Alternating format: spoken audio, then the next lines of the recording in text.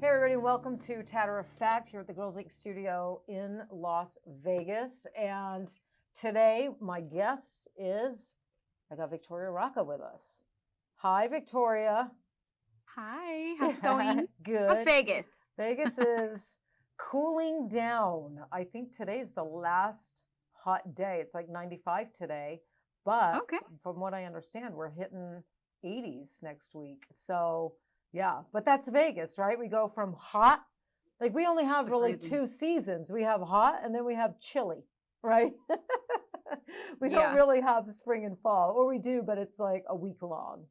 But I know. So no, I'm excited to get out of the hot weather and get into the cooler weather. I like the cooler weather. Yeah. How cool does Vegas actually get?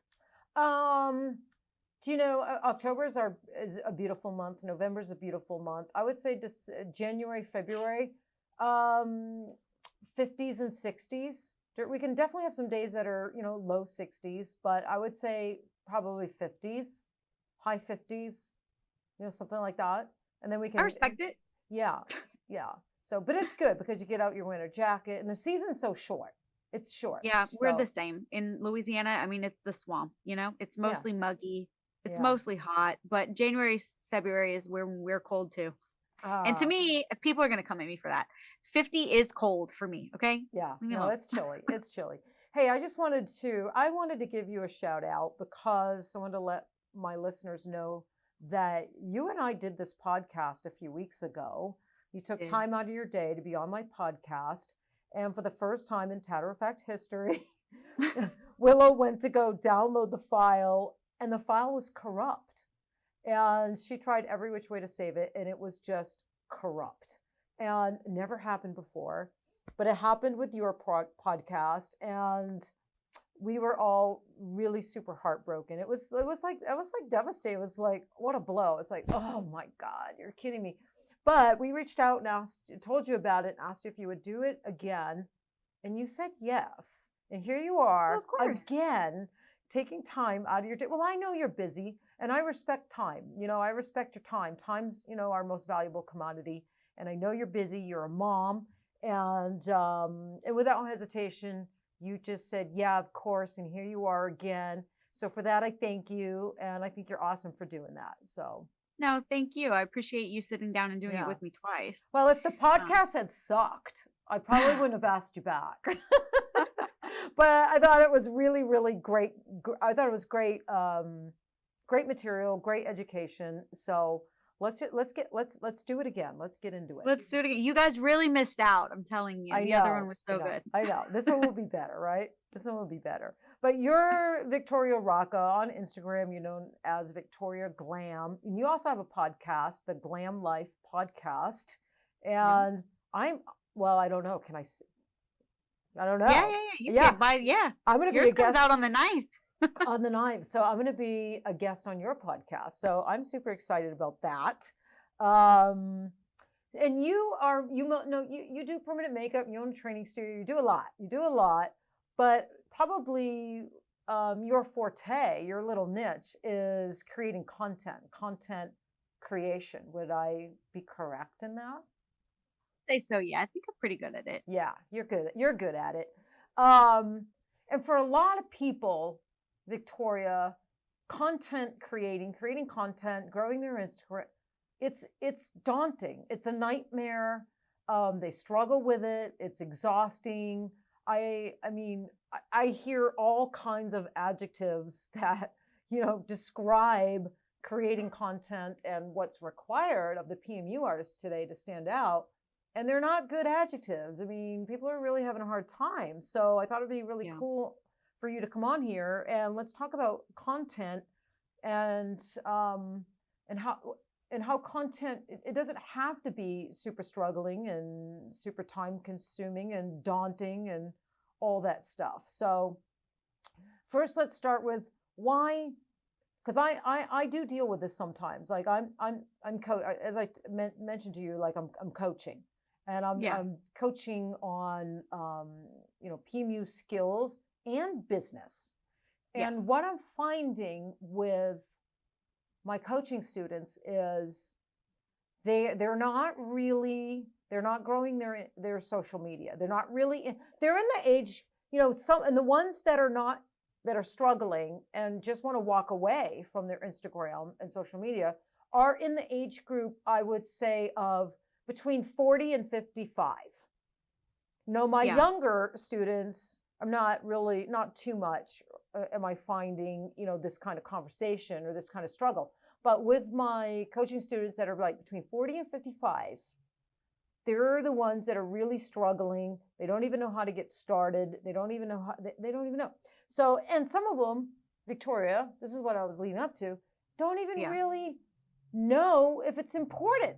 They're not even quite buying the fact that it's important. So my first question to you is, why is it necessary? Like, what's the point of doing it? Why is it necessary?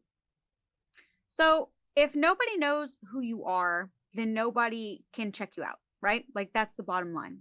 And somebody put it to me once so eloquently. They said, you could be the best artist on the planet. You could be the Pablo Picasso of eyebrows. But if no one knows who you are, then they cannot purchase your art.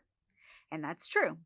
So then the other half of that is people saying, well, why does it have to be social media? I grew a hair business for 30 years and I've never posted on social media. Well, that's great. If you want to take out an ad in the phone book, or if you want to take out I don't know. Are there still phone books? Yeah, exactly. If you want to take out I don't even know if there are anymore. I think there's yellow books. There are still yellow books? Okay, I haven't seen one. And they still have billboards. They do have them. They exist. I see them when I'm driving, but like barely. Nobody's looking at help me, at billboards when they're driving. No. Do you know what they're looking at? Well, hopefully social the road. Media. Yes, social media. Yeah, that's they're true. Not. They're not watching the road. I would love to find out that you rear-ended someone because you were just so transfixed looking at brows that I did. What an honor. I'm not going to help you pay for it, but what an honor would that be? But it is true. If you're at a red light, look around. People are they're not looking at their crotch. They're staring at their phone. And it's true. So they're not looking at the billboard that you spent $1,200 on this month. Nobody has phone books anymore. There is no local TV. So no one even has cable to begin with. You're not buying ad spots there. Nobody listens to the radio. They listen to Sirius XM or they stream music. So all of those traditional forms of paid advertising are moot. They don't work anymore. And not only do those traditional forms of paid advertising no longer work because people have moved their attention elsewhere. The opportunity has moved into these online sources, Instagram, Facebook, TikTok, whatever. It's free. Right. It's literally free for you to pull out your phone, take a video of some work you just did while the girl looks in the mirror and says, oh my God, I look beautiful. And you post it. It took 30 seconds of your life and it was free for a testimonial. Right. So I think you're actually a little cuckoo for Cocoa Puffs if you're not taking advantage of a free opportunity to reach 20, 30,000 people in your local area. Right. Yeah. No, I agree. So are you of the opinion that although there's social media like Instagram and Facebook, a lot of people are still using, Facebook, and you're acquiring clients on Facebook. Maybe it's like a different demographic or different age groups. But do you still think that like old fashioned, like visiting doctors' offices, doing fairs, setting up booths at fairs, getting out in your community and doing some in-person stuff in combination with social media? I think boots on the ground are important. I think it's important to show up in your community and let people know that you're there, especially because we are a bit of a saturated market. Everybody does brows. Everybody does liner. Not everybody does good brows. Right. So if you are an areola specialist, or if you do camouflage tattooing for scars or something, yes, pair with a doctor for sure. And maybe in turn, if you have, things that obviously saline removal is an option for us, but if it's not in some states, you could refer back to that doctor for laser removal of work done elsewhere or something, right? So it can be a symbiotic relationship, but that's kind of the important part in anything like that. So if you're just setting up a stand and paying $500 to be a vendor at a wedding, what are they called? Like a wedding expo or something. Yeah. And nobody's really looking for permanent makeup, or you don't sell anything, or you don't pre-book anyone or book in any consultations. Was it really worth your time? Probably not. So I would just be really selective with where you're forming those partnerships, but definitely I would say you still need to be a presence in your community. Yeah. So like I sponsor things at the local school, and I donate to local charities because it's a tax write-off and because it helps people. So like our Boys and Girls Club, Faith House, which is like the domestic violence, but also, I mean, we both post it and that's good PR. So that was money well spent, even if I didn't do a brow there. I think there are certain ways. You just have to be savvy about how you actually show up in your community. Right.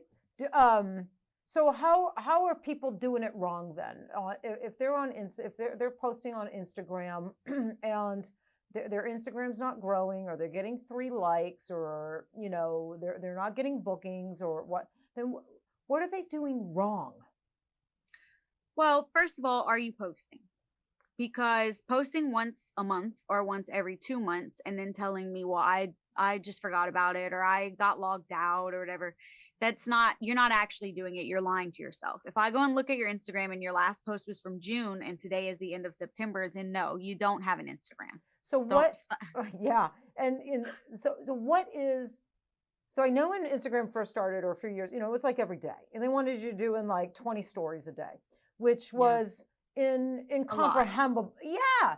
And that's not another job. That's crazy. It was, so today, being the expert that you are, so what's the minimum someone should be posting on their Instagram every week? Is it 3 days a week? I was gonna say 3 times a week. Post like 3 times. That's adequate?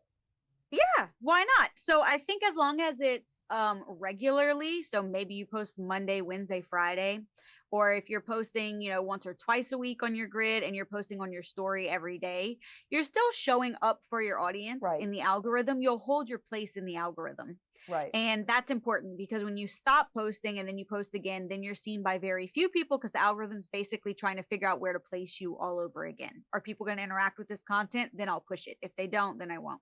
Yeah. But I also think that there's more to life than just Instagram, Right. TikTok will give you way more views than Instagram will.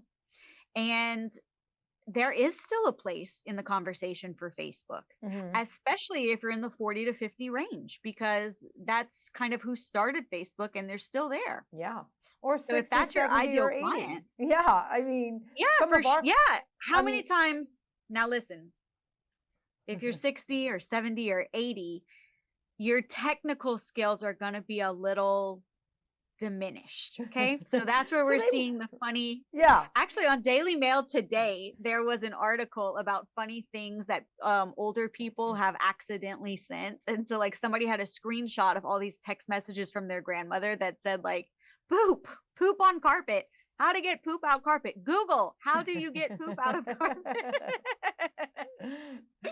Well, so sometimes you have to be really, really patient when you're messaging back and forth, because it's not, they didn't grow up with this, they're not used to it, and it's not part of their everyday life. So they're learning the same way that we are learning other things, Well, especially Instagram, is definitely not a part of their daily life. But like both my parents, my stepmom, my friends' moms, I mean, they're all in their 70s and even 80s, and they're all on Facebook. I mean, Facebook, they can maneuver around Facebook, quite easily. So, and they already know about permanent makeup, because it was the old style permanent makeup they knew about, and they're already interested. You can sell to them pretty easily. Can you touch this up? Maybe touch up, but sure. Come on in. Let me look. 100%. So consistency. With Instagram is really, really important.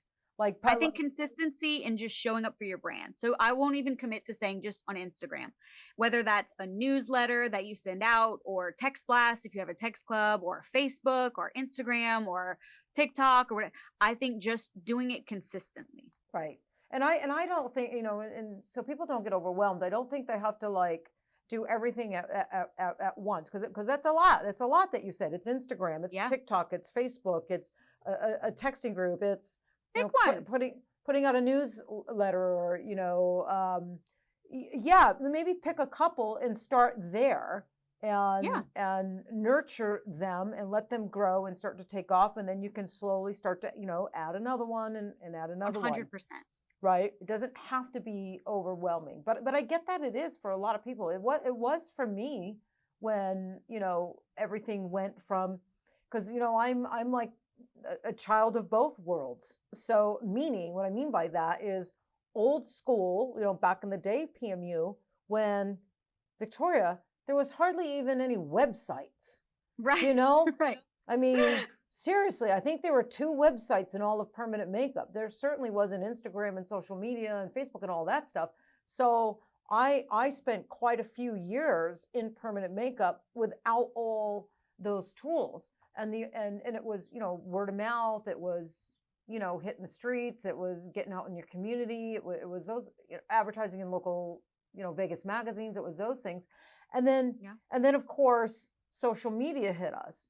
And I liked it right away, but I don't know as if I understood the importance that it was going to have in our world and in our businesses at the time social media came about. I think we all kind of looked at it like, what the hell is this?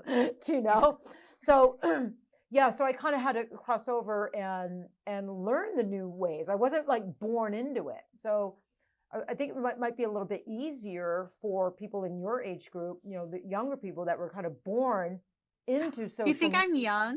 Oh, you're not young? No, I have a big birthday coming up, so I appreciate that. Oh, you do? Oh, you're so welcome. So I think I hear this more of this struggle with the gal that's a little bit older in PMU, like 45, 50, 55 years old. Because there's plenty of PMU artists that are well over 50 and are not even close to being done. So Yeah. And those tactics worked back then because the first time that someone heard of you was probably the first time that they heard of permanent makeup. Yeah. Or if they had just heard of permanent makeup and they started searching for someone in their area, there were not very many people for them to pick from. And I don't mean that to say like you're just who they landed with. Obviously, you're an amazing artist. You're a legend, but just lucky them for being in your local area. But I think now, if you're just looking for word of mouth, it's much, much harder because I'm an educator, so I guess that's a skewed sample. But for, let's say, my sister's going to recommend me every time, but she probably knows 6 to 8 permanent makeup artists. Right. And that's my sister, this person who lived, 6 feet away from me for 20 years. Right. So I think there's just so many people in the market now that social media gives you this unique opportunity to not only advertise your business once a day or as many times as you want to this huge sample of people who follow you, but also to differentiate yourself from all of these other artists. Yeah. Whereas before it was just one static ad that people would see over and over again. Now you get to show up every single day and show them what's the difference between you and another artist. Right. For me, that's always been personality and a little bit of education, because that's what I do on my stories and on my newsfeed. For some people, it's going to be their specific techniques or their location, or what I always remember about Tess Tattoo, who I've never trained with, I'm just in love with, that her old studio had that amazing view of downtown Toronto. It was like almost this just panoramic view. Right. I would have trained with her in a heartbeat if I thought I could get into Canada. Yeah. Yeah. She's cute. I like her. I've never met her either, but I would love to meet her. She's super talented. Yeah. So we've never met her, and we know so much about her because of Instagram. Yeah, social media. So I had someone say to me, I want to know what you think about this. And she has a pretty good Instagram account. I think like 40,000 followers or whatnot. It's pretty good size account. And she was saying, she made the comment to me the other day that she was really frustrated with Instagram. And she said, Instagram doesn't support small business anymore. Like it's just not what it was. And it just doesn't support small business anymore. So do you agree with that? Absolutely. Yes. If they supported or cared about small businesses and small creators, then they would not continually suppress reach. They wouldn't constantly ask you to pay for new features. Right. But the thing is, they are drug dealers and we are drug addicts. So they give you something for free and you get that dopamine hit of a new follower, a new like, a new follower, a new like. My posts are doing amazing. When they gave us reels, 60,000 views, 100,000 views. And then they took it away and said, no, you got to pay for it now. So you have to pay for your reach in the form of paid ads, or you have to pay for your verification for $15 a month, or you have to, it's just always something. And somebody told me a very long time ago, I think I was in like the 7th grade or something. Somebody told me, when something is free, you are the product. Yeah. Well, that's good. And isn't that true? Yeah. Because we are the product on Instagram. They don't give about small businesses. Right. They want as many of us on there and as intrinsically involved as possible, so we can't get away from it. That's why Meta buys every platform that you like, so that they can either sell your data, which they already got in huge trouble for, and all of your clients' data, or they can sell to you in the forms of all these sponsored ads that they just rake in money for doing nothing. Yeah. So, it sucks. Yeah. That's why it's such a grind, right? But we keep at it, myself included, we keep posting, we keep at it. I've noticed too over the last couple of years, haven't you, Olivia? Like the light, it's all kind of, flattened a little bit.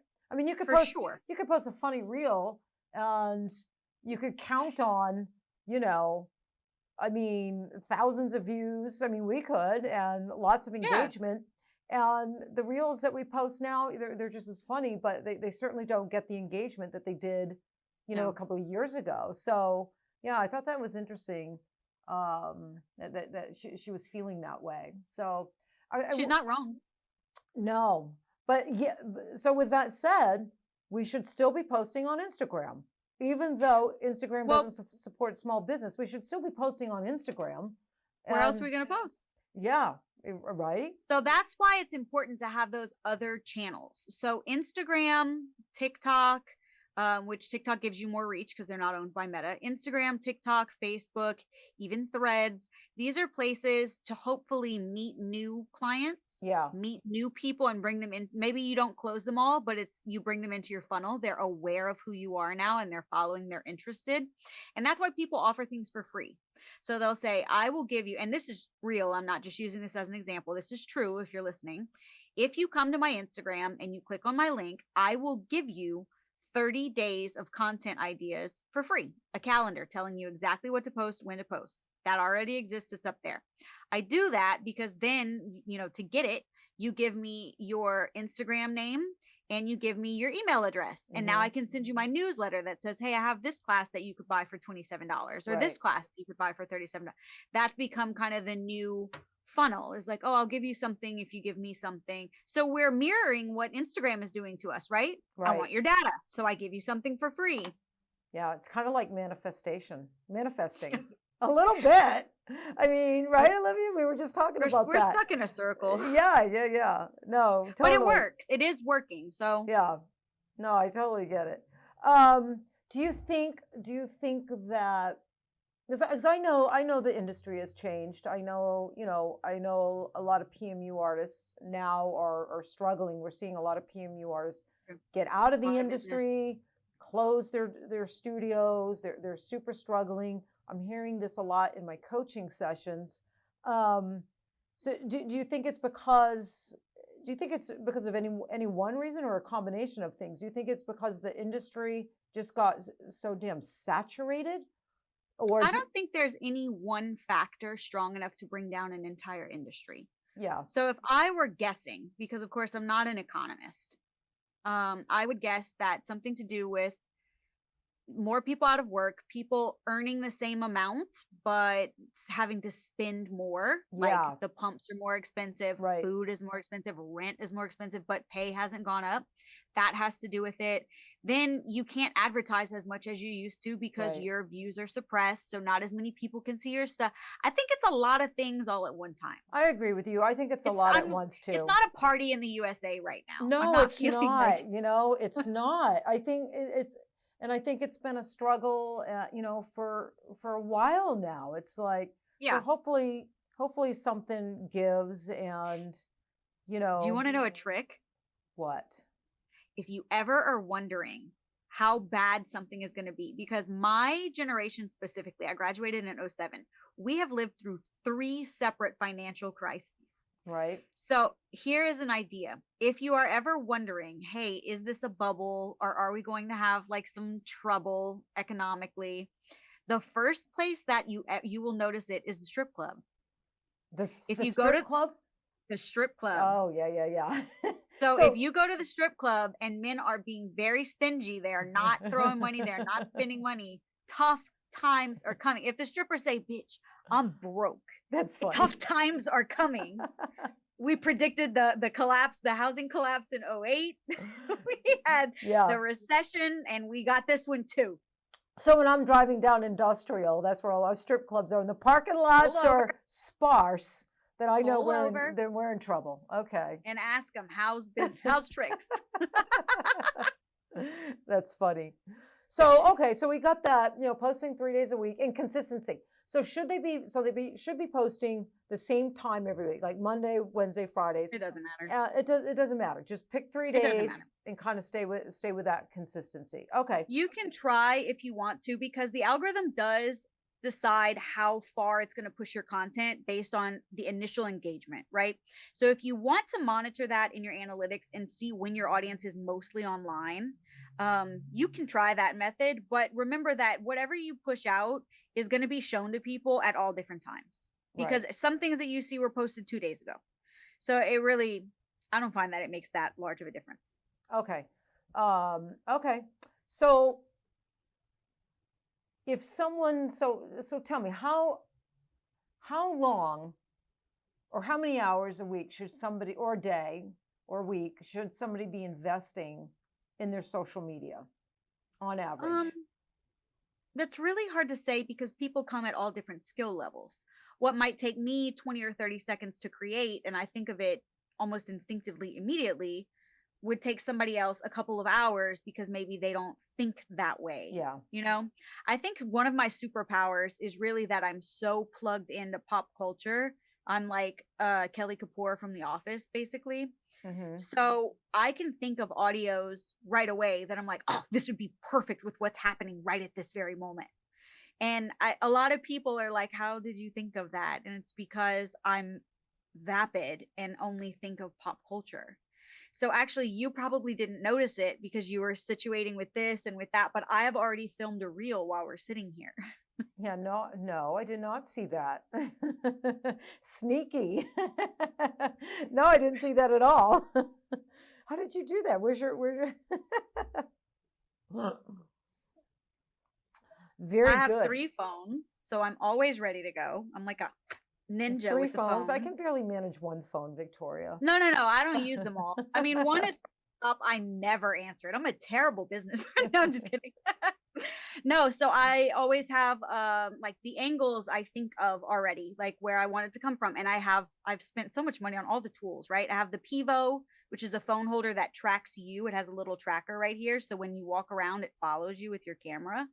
I like that one. Okay. I have a slider you can set your camera on, and it makes that while you're working. It like nice comes and to you while you're smooth. working. Yeah. So I've invested in some things like that. I mean, even just my studio here, I have more lighting than Mariah Carey. Probably not, but rivaling. So I think some people are super into it. It's going to be easy for them. It's going to be quick for them.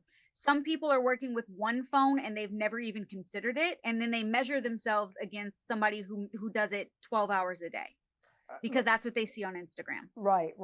So let's give 5 things. I think the biggest thing is for people, struggling with social media is first just to get started. I hear a lot, they don't want to be on camera. You don't necessarily have to be on camera to get your social media going. No. Because, some people they don't want to be on social media. You don't have to be face to camera if you want to. No. So, and so that's a struggle. And I always tell them, you don't have to be on camera. And I think the other struggle is they can't think of content. Like they might wake up and go into their studio that day with all good intentions of posting and starting that day, but then they look around and like, what am I going to post? So can we give our listeners, because most of our listeners are newbies, or they're in the first few years of their PMU career. And so what are 5 things like a PMU artist can walk into their room and they could film and they could do a post? Sure. Like that's not that difficult. It's not. So if you walk into your shop and you have a ring light either on top or next to your bed, make sure that you have a phone holder in it, and you can order those on Amazon for like $5 if your ring light didn't come with one. Get a phone holder in it and put your ring holder like 90 degrees to the floor, so at a right angle. Put your phone in there with the ring light on and put your tray underneath and time lapse yourself setting up your tray. Okay. So you can show everything that goes on your tree. You can showcase products. You can showcase how you make sure everything is bagged and sanitary. There's no cross-contamination. And then you can either set that to really cute music. You can chop it up into like, I put this on the tray. I put that on the tray. You know what I mean? Like little, almost like claymation. You just cut out those other parts of the video so that it's very choppy looking. And you can set that to music. I did that last Christmas with, I don't know the name of that song with all the bells. Ding, ding, ding, ding, ding, ding, oh, that song. Yeah. I got over 250,000 views on that. Wow. Just setting up my tray, a 7-second video to that audio. So that's super easy. Anybody easy. can and you do can that. Also voice over it. So you don't have to show your face if you don't want to. Right. So you can click on the Reels app. Next to the music button is a microphone button, and you can re-record that as many times as you want. You can just voice right over it and say like, welcome to the day in the life of a PMU artist who doesn't contaminate their clients. You're welcome. Whatever you want to. Yeah. No, but that's easy. That's a great suggestion. I mean, we all have to set up our trays for our clients. You can do it when you break down too, to show how nothing ever gets cross-contaminated even afterward. I like to, so if you're listening and not watching, this isn't going to make sense. So go and watch Tatter-a-fact on YouTube so you can see this. I like to take my phone, and instead of taking a before and an after picture, I take a video like this, like in this horseshoe shape, so that it's always the brow is in the center of the camera. And then when I take the after, I give them the mirror first. So 2 things. 1, my branding is on it. Yep. So you see that in the video, and I get their reaction on video. So you see the brow, you see them look at it, and then you hear like, oh, I love it. And that's automatically like a testimonial for me without even having to ask them, could you stand in front of this ring light and tell everybody how much you loved it? And then they look like they're being held hostage or something. Yeah. Like, I loved it. It was great. It didn't hurt at all. So I thought I like that idea too. So just getting their expression when they see them. I pay a girl. I pay a girl $100. I just give her a C note to stand next to me for the entire day while I'm working. And she gets something like 30, 40, 50 small clips, 3 seconds, 4 seconds, 7 seconds, 2 seconds of me working. So like the whole, she walks over there and takes a picture of me actually sitting there, one up close, one of my hands, one of the client, one of the brow mapping, just little videos of just absolutely anything. And then we upload them into a Google photo album where my content girl can grab them all and do anything she wants to with them. So we always leave with like 1,000 pieces of content a day. Yeah, that's awesome. And really, it doesn't take a lot of thought. You're just videoing what's happening. She's just documenting what's there. She's pressing one button over and over again. Right. And what about just using the ring light with the phone over your client and doing the procedure? Doing the procedure itself. Oh yeah, I have put full procedures. Some people are nervous about that because they feel like, oh, people are going to come for me if I do one thing wrong or one. something the way somebody else says I shouldn't do it. People get really nervous about that. But if you have balls as big as me, I way back in the day when it was just me solo, nobody else worked there, and I definitely only mostly knew what I was doing. I would do that. I would video the entire thing, like an hour and a half, and then I would just upload the whole thing to YouTube. I didn't even edit that shit. I just put it right up on YouTube and was like, hey, watch a full microblading procedure. And I got more views on that than anything. And by the way, YouTube is Google. So when someone in your area Googles you, that's what's going to come up first. Okay. All great. So that's great. I think those are all really, really great ideas. Great ideas. What about even if someone like, I mean, they can just take little videos of their pigments or their machine. Yeah. I mean, it can be the smallest, simplest thing. And like you said, you can voice over it. You can put like a trending song or one of your favorite songs. It's not even, I was reading the other day, it's not even about the song, like a trending song anymore. It's the content, the actual video. And is it interesting? Right. To the people that you're trying to attract. So what is this? Okay, so those are all some great things about Instagram to help people get their Instagram and their social media going. So what's this community, building community? So that's kind of like become like a buzzword lately with social media and marketing, like building community. So if someone was to ask you, well, what does that mean exactly, building community, and how do I do that? So what would you say to somebody for that? I would say that you are building community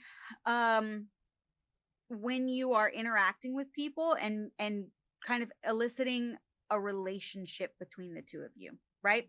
I think for a lot of people that was really easily done during COVID because we were all online. Right. So I think like Clubhouse was great for that. Instagram DMs were great for that. People would go live together very often. And there used to be bots. Remember the bots back in the day with Instagram? You would hire these bots and they would go like other people's stuff. But so did you do that? That was really annoying. If you no, I did not do that. Wait, stop. I don't listen. Maybe I shouldn't say it. I don't want to give people ideas. No, no. So I'll tell you off camera something that happened to me this week that I was pissed about. Oh, no, I never got into the bots. And back when bots were a thing, I really wasn't even into Instagram, to be quite honest with you. I just wasn't quite into it and had no idea it was going to be this big, massive thing that was important to business.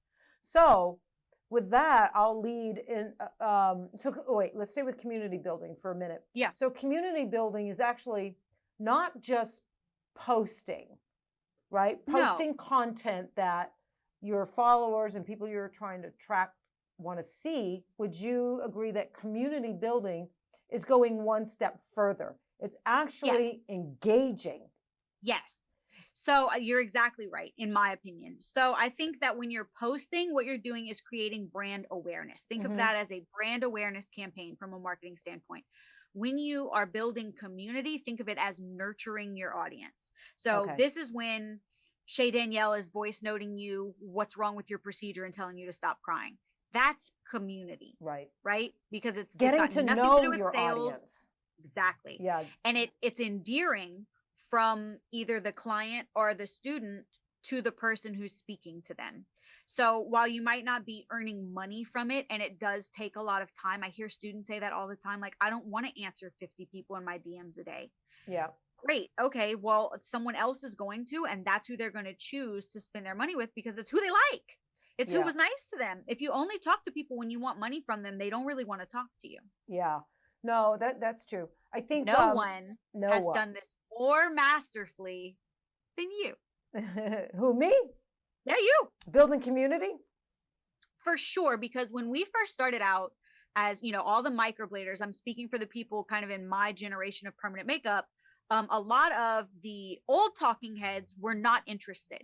And they felt like you didn't pay your dues and you don't know anything and microblading's a fad and it's going to fade out. And you didn't, you took one class, you don't know anything. You shouldn't even be working on skin. How can you start training people after 2 years? Which agree, but But not Teryn Darling. Teryn Darling said, come one, come all, come and sit at my table. I'll show you how to do things. I'll show you how to read needle packages. You know, my first class, I learned a lot, and I don't begrudge her in any way, shape, or form. I don't want it to sound like that. But that was one thing that was missing from my training. I didn't learn how to read needle packaging. So I go back to the studio I was working at the time, and they had taken all these needles out of boxes and put them into pencil holders so they could organize their drawer. And I knocked one of them over. And listen, I'm pregnant, first time ever. I'm very emotional. So I started crying, and I was like, I can't figure out where they go. And I ruined them. And they're like, you don't know how to read needle packaging? You're not helping.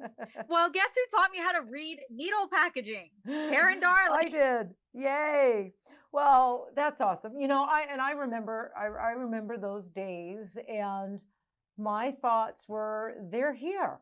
They're part of our industry. And I kind of looked, not that I agree with everything that happens in PMU or think everything, you know, taking place in PMU is healthy. You know, there's some things that can certainly be done better, especially when it comes to education. Sure. But if you chose to be in my industry, you notice I say my industry. I did. I was just thinking, wow, she's a big dick. If you chose to enter my industry. Yeah, which is a big, beautiful, magical place. And it's where I found belonging. It's where I found myself. It's where I became who I am today. You know, so I love permanent makeup. And I just assume that anybody coming into permanent makeup are coming in for the same reasons that I did. They may differ here and there, but they're coming in because they want to do beautiful work. They want the freedom of being an entrepreneur. And something about PMU attracted to them, the artistry of it. I'm you know, it could be other things, and they just want to do beautiful work. That's the way I just kind of looked at it.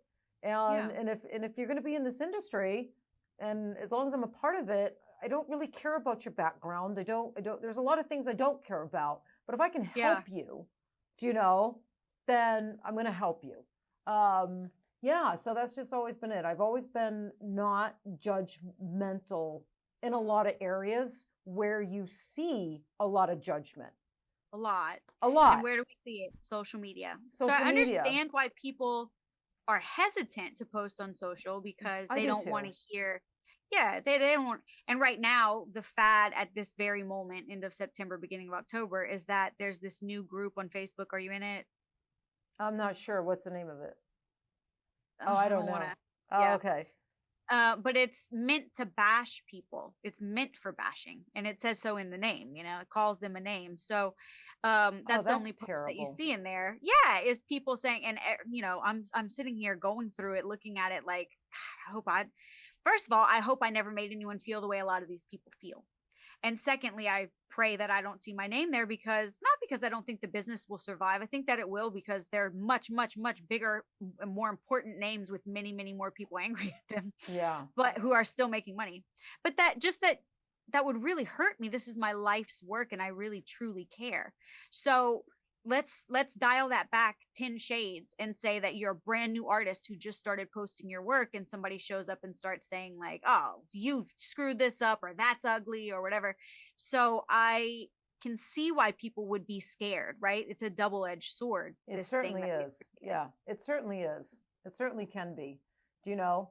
I even get a little nervous sometimes, you know, because I'm opinionated. I have my opinions about, you know, lots of different things. But I'm always really careful, Victoria, and it comes naturally. It's not I think there's a way to express your opinion and being true to yourself, which is I always want to be, and I am.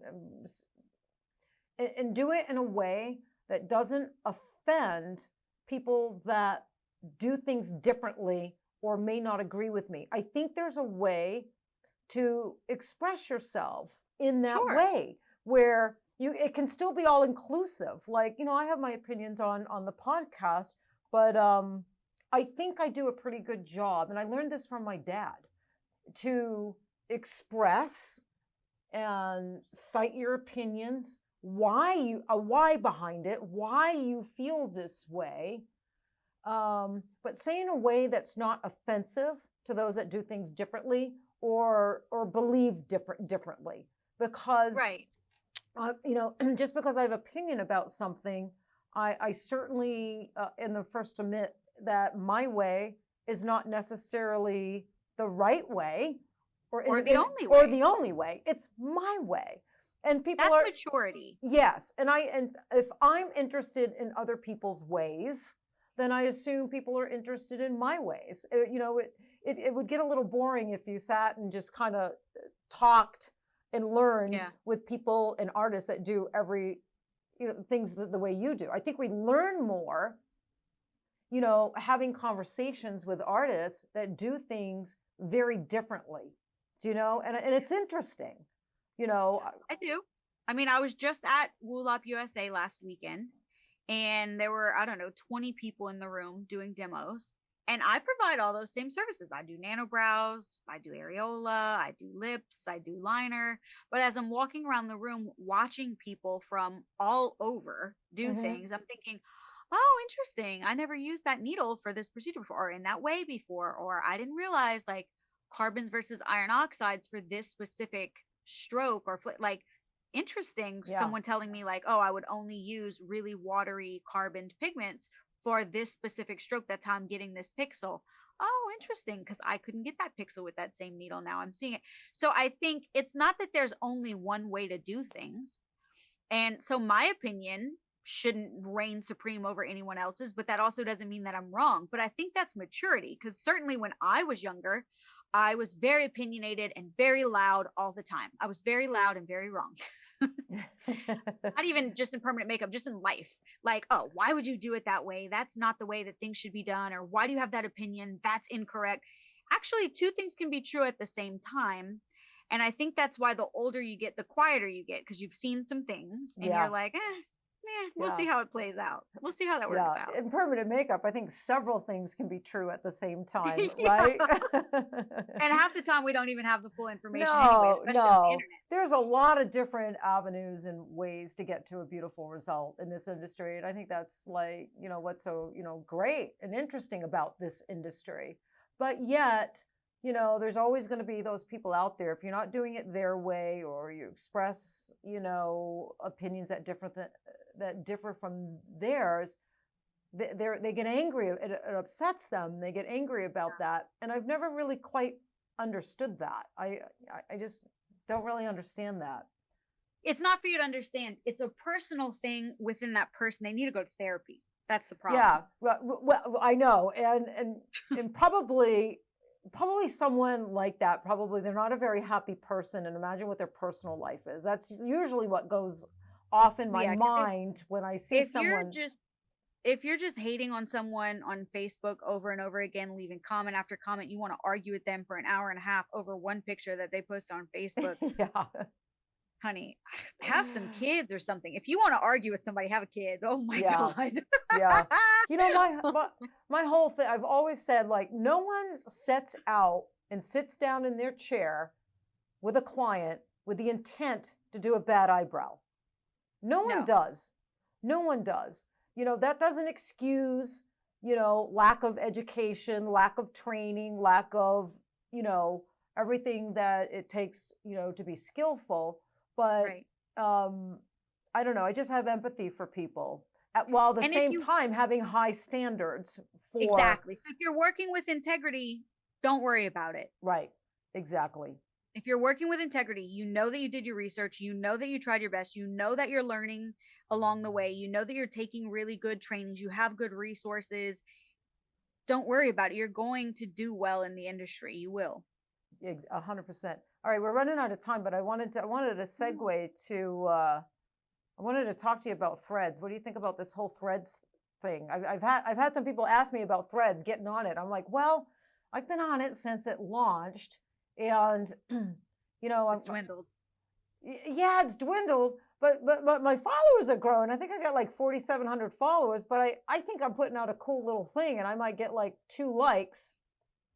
And then the next thing I post, I might get like, you know, some replies and a few likes. So I don't know about this Threads thing. What do you think? So, Should we keep up with it, or should we? I haven't opened the app in ages. You haven't opened the app in ages? It's kind of like a Clubhouse. It's Meta. It's Meta. So Meta decided, oh, you know what? We're going to have a pissing contest with Elon Musk over at Twitter. And they saw an entryway into the market because he was really screwing the pooch, right? Like he bought this company and he instantly started tanking it. So Mark Zuckerberg, who I'm pretty sure famously hates Elon Musk, they even want to physically wrestle each other or something, probably happened in your town. He said, you know what? I'm coming for your market. I'm going to do this. I'm going to do it better than you. So he did it in the way that Meta does things. He set it up to make sure that you got as much dopamine out of signing up for it as you possibly could. So he said, all your followers that you have over on Instagram that I haven't allowed you to speak to in 2 years, guess what? When they sign up, I'm going to have them automatically follow you. Yeah. And then did you know that he slipped an insurance policy in there? And if you delete the app, supposedly you will also lose your Instagram account. Really? Yeah. Well, see, that's tricky. And people he didn't get the algorithm set up correctly to begin with. So people were getting like stuff they don't care about in their newsfeed, and they were bored of it. They got sick of it. Yeah. So I feel like it fell off. It could have done really well because it had the momentum. It was the fastest growing app ever brought to the App Store. It hit 100 million downloads faster than anything else ever has. But then it also fell off faster than anything else because they didn't execute properly. People were bored.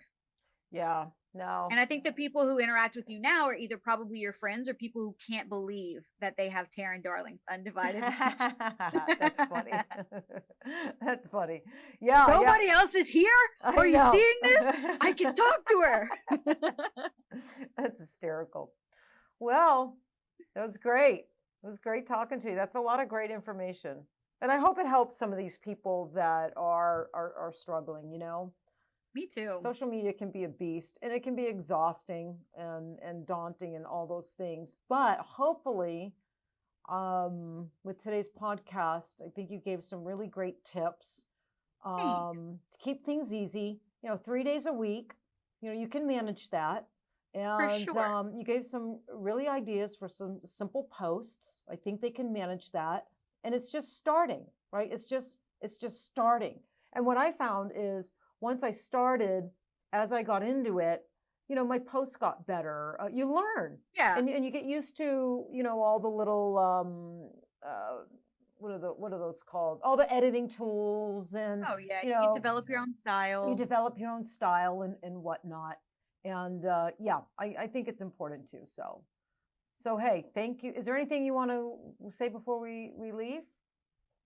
Yeah. So if you are looking to join community, build community, nurture community, I actually have an offer for you. If you would like to come to an in-person conference and you haven't had the chance to yet this year, I actually have a conference coming up December 15th. You can get tickets at victoriaglam.com.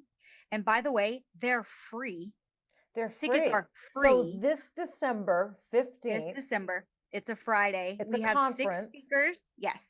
And we have 6 free. speakers, Veronica Fleiser, Alice Kingdom. We've got some nice names coming. You know, I love me some Alice Kingdom. Well, you know, we would love to have a keynote speaker if you're down. We have 6 demos, 6 speakers. And we ask, because it's at my shop, so there's only limited spacing, right? 50 seats available. So I'm asking you to place a deposit that's refunded when you walk through the door. That way we don't have people taking up seats they can't keep. And the only thing that we want is for you to donate to Toys for Tots. That's it. So that's this is all for Toy for Tots. I was going to ask you, why would you do this for free? I mean, this is going to cost you a lot of work. Yeah, it's a lot of work, and it's going to cost you some money. Alice Kingdom. Yes. I mean, you foot in her flight because she's coming over from the UK. Listen, I signed that NDA. Yeah, so this is costing you some money. So you're doing it all for Toys for Tots for children. That is fantastic. That's really fantastic. Well, I used to be a child, and now I have some, so this one's important to me. Yeah. No, I love that. I love that. So December 15th, a free conference. And where's your studio located? You're in Louisiana? We are, yeah. You're We're in about Louisiana? 2 hours from New Orleans. And where can people contact you if they want to come to your free conference on December 15th? You can head to victoriaglam.com, or you can talk to me directly over on Instagram at victoria.glam. Okay. All right. So yes, and conferences are great. It's where I've met some of my best friends. It's where you pick up new skills. It's where it can be very, yeah, you know, yes, we met. And I cried. You did cry. You did cry. I know. I think I hugged you. Building community. Listen, you made an impact. I'm telling you. I think I hugged you and patted your back and told you everything would be okay, right? Don't cry. I'll get you a tissue. Here's a tissue. Everything will be okay. And then me and Kat were slamming really dirty margaritas later. I know. That was fun. All right, girl. Well, thank you for the second time, taking time out of your day to hang with me and, yeah, talk to all my listeners. I really do appreciate it. I would love to do it again and again and again. You just let me know. Okay. Well, thank you guys for joining me and Victoria. And because we're on social media, that was our discussion today, I'm going to leave you with this thought. Don't compare your version of real life with somebody else's controlled content, because that can end up being super unhealthy. So, all right, stay in the pursuit of happiness, and we will see you next time. Thank you.